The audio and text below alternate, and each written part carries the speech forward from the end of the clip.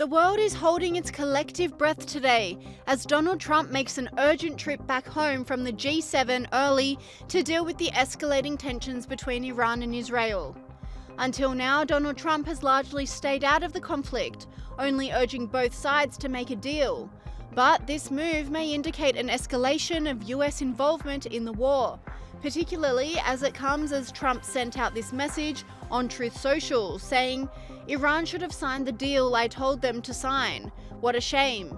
And waste of human life. Simply stated, Iran cannot have a nuclear weapon.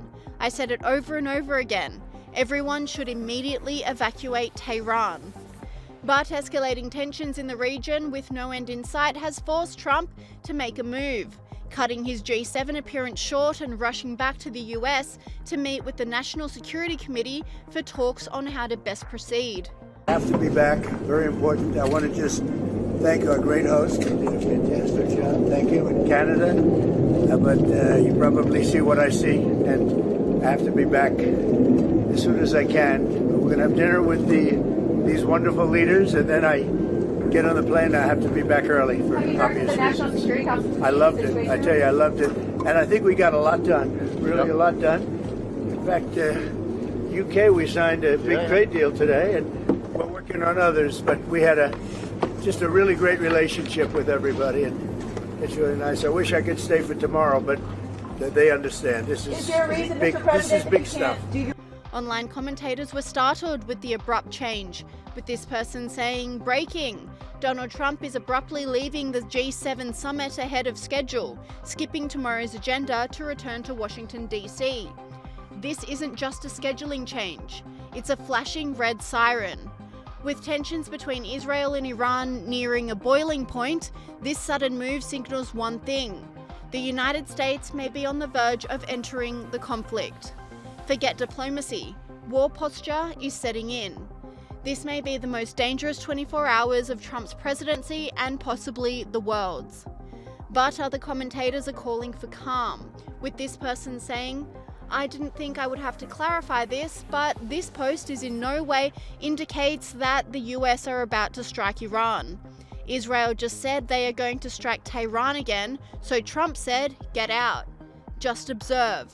Wait and see what happens. The hysteria is out of control."